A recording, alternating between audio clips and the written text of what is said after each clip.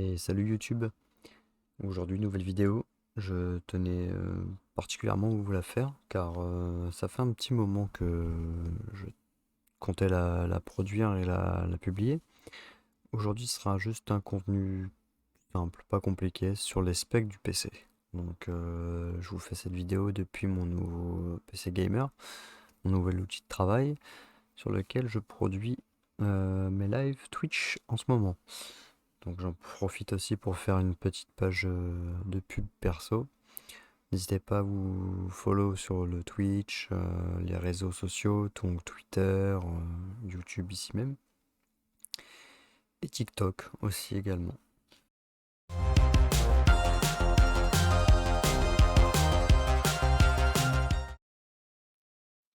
Donc avant toute chose et avant de commencer, j'espère que tout le monde va bien, car moi ça va super. Et je vais donc pouvoir démarrer la vidéo en vous présentant tous les produits que j'ai achetés, donc que je suis passé sur Amazon en, en full partie sur Amazon. J'en ai vu d'autres produits sur d'autres sites, mais je suis passé là-dessus directement. J'avais besoin du matériel très très rapidement. Et c'était une expérience assez spéciale de le monter soi-même. C'était vraiment, en plus, c'est la première fois que j'obtiens du matériel de qualité. Donc forcément, c'est quelque chose que je n'avais jamais fait avant. Alors, c'était très complexe au début. Mais au final, quand on commence à prendre en considération les objets, savoir comment tout se goupille l'un avec l'autre, ça fonctionne très bien. Alors, je ne vais pas évoquer les prix, on va les apercevoir, mais il y aura forcément des mouvements de prix, hein. On va bien sûr pas rester sur une base déterminée. Et également, je ne rentrerai pas dans les détails des objets parce que je ne suis pas assez calé là-dessus. Il y aura bien d'autres créateurs de contenu qui seront capables de vous présenter les produits de plus en profondeur, entre guillemets. Donc sans plus attendre, nous pouvons démarrer. Attention, petit disclaimer, je tiens à préciser que je vous donne mon point de vue, car je vais sûrement évoquer mon point de vue dans la vidéo. Je vous donne mon point de vue, il est hors de question que vous en teniez compte à 100%, ce qui veut dire ne surtout pas vous fier à 100% à ce que je vais dire. Il faut absolument que vous, quand vous allez regarder pour vos produits, que vous regardez par vous-même, que vous compariez. Absolument tout est nécessaire pour ne pas vous planter. C'est important de regarder ce qu'on recherche comme matériel, comme produit, comme direction dans laquelle vous voulez aller. C'est plus dans le streaming, dans du professionnel de bureau, etc., etc. Donc voilà, je tenais juste à vous donner ce petit détail et ces petites infos.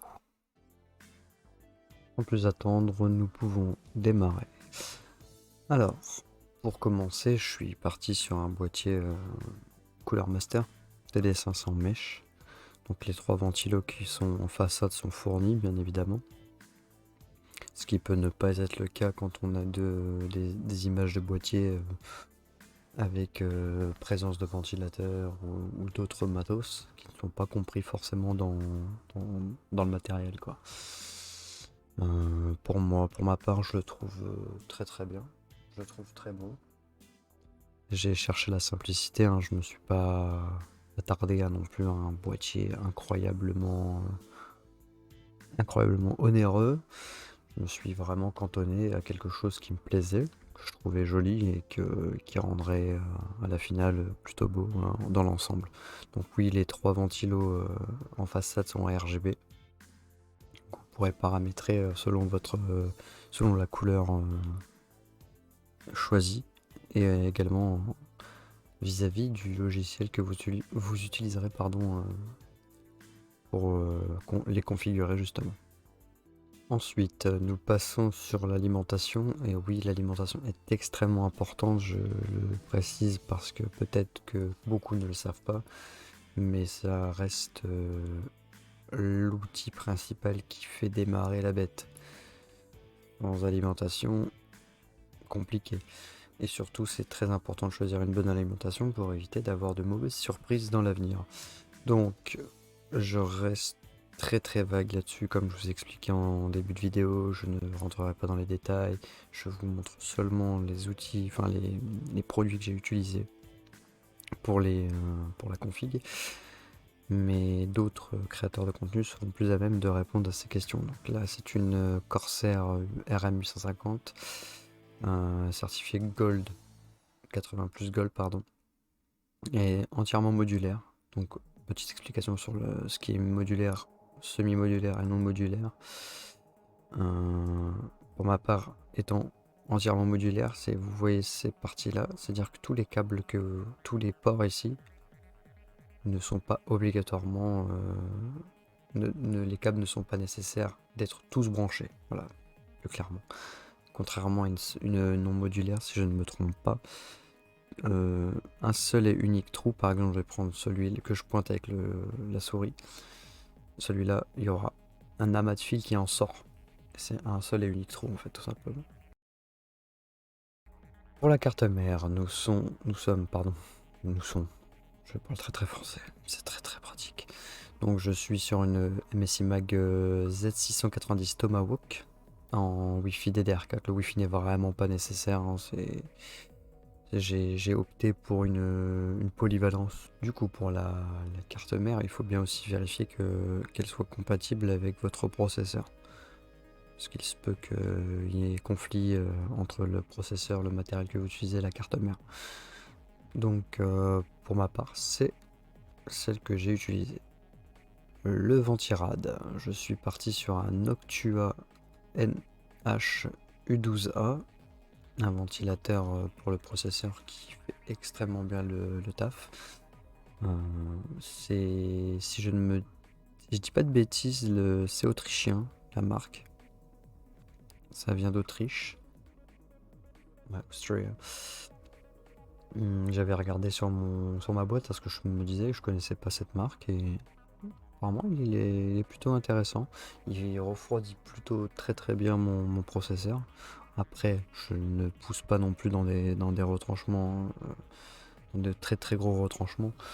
Donc il n'est pas non plus sollicité à 100% le Ventirad. Donc pour le moment, selon ce que j'utilise, selon ce que je fais pour le moment, il fait entièrement l'affaire. Après, peut-être par la suite, si vraiment je commence à exploiter énormément les composants, ou même si je dois faire de l'overclocking, je devrais sûrement passer sur un refroidissement liquide. En ce qui concerne le SSD, je suis parti sur un Samsung 980, donc en NVMe M2. Très très simple, hein. Si vous voulez savoir où se place le SSD dans la carte mère, c'est ici.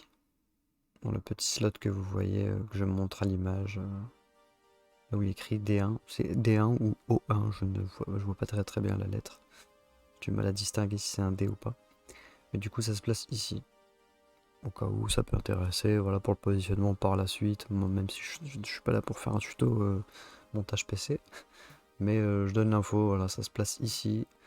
C'est une simple petite barrette. Assez onéreuse pour son prix, forcément. Mais voilà, vous avez un petit SSD Samsung.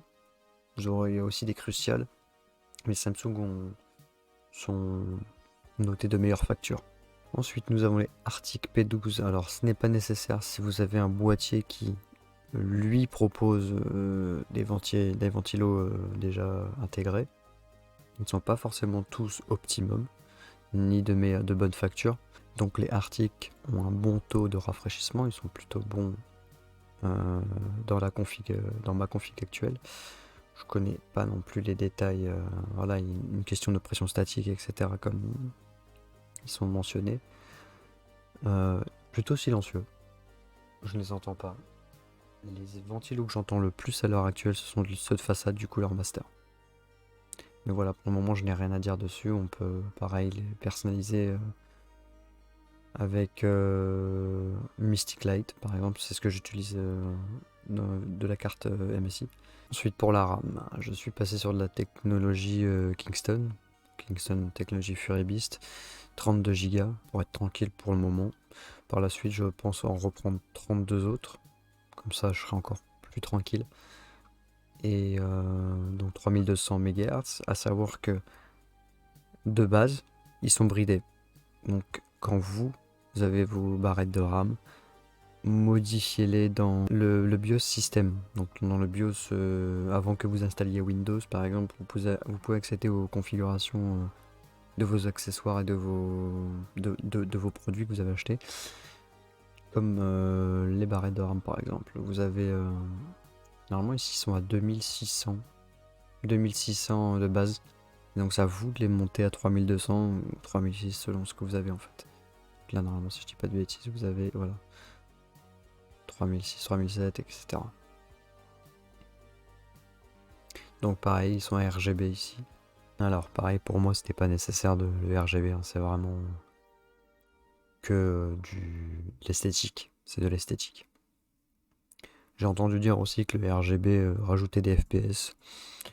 Je laisse l'espace commentaire pour me dire ce que vous en pensez vous. Ensuite, pour terminer, nous allons passer aux deux produits que j'ai réservés vers la fin, forcément, puisque en règle générale, on passe plus de temps à regarder les deux produits les plus chers entre le processeur et la carte graphique en mettant de côté tous les autres éléments à côté. Ou alors on fait un rabais sur tout ce qu'on prend à côté et on prend le plus cher dans la carte graphique et le processeur, ce qui n'est pas du tout bon à faire. Il vaut mieux avoir de bons accessoires après, à côté, et avoir peut-être un peu moins en carte graphique et processeur. Donc pour la carte graphique, je suis passé sur une XFX RX 6950 XT, donc chez AMD. Pour le moment, j'en suis satisfait, il n'y a pas de problème, j'ai rien à donner en point négatif pour le moment. Donc il y aura sûrement, encore une fois, des créateurs qui seront plus à même de répondre à cette question et qui pourront faire des tests complets, vous donner des comparatifs entre telle ou telle carte graphique, etc. Pour le processeur, donc je suis passé sur un Intel i7 12700KF. Donc le K, c'est qu'il est overclockable, pour la petite explication, et le F, c'est qu'il ne produit pas d'image. Donc si vous n'avez pas de carte graphique, vous n'aurez pas d'image. Et petit bonus que j'ai appris à mes dépens, vous avez votre carte mère. La première fois que vous brancherez votre moniteur sur votre carte, sur votre PC, ne le branchez pas sur la carte mère, sauf si votre processeur peut produire de l'image, comme le 12700K sans le lettre F.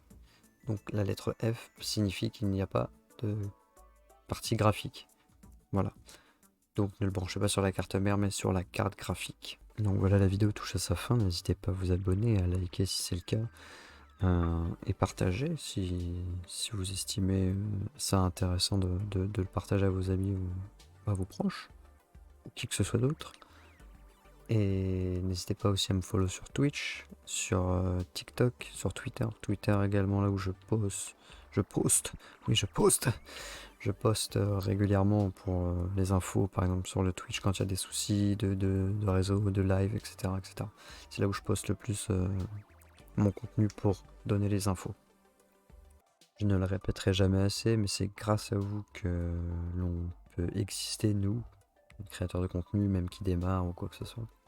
Alors j'insiste pour vous remercier déjà d'avance pour ceux qui s'abonneront, ceux qui follow, ceux qui aident la chaîne en lâchant des likes, en commentant et en participant tout simplement à la vie de la chaîne. Merci à vous, merci beaucoup, vous faites vivre le bunker qui est ma petite communauté, comme je l'ai déjà dit, que j'aimerais bien voir grandir. Alors merci à vous énormément et je vais clôturer cette vidéo. Et j'ai failli oublier, je remercie mes camarades, 3 en particulier, qui m'ont fortement aidé pour la recherche et les trouvailles intensives pendant au moins 1 mois et demi. Ça a été difficile, j'ai été un peu chiant et je tenais fortement à les remercier, je me répéterai pas jamais assez, pardon. Donc je remercie Sneezy, Tony et Sparky. Ils se reconnaîtront, je pense qu'ils regarderont la vidéo et j'espère qu'ils tomberont sur le petit message de fin et ça leur fera plaisir. Merci à vous les gars encore. Fin de vidéo.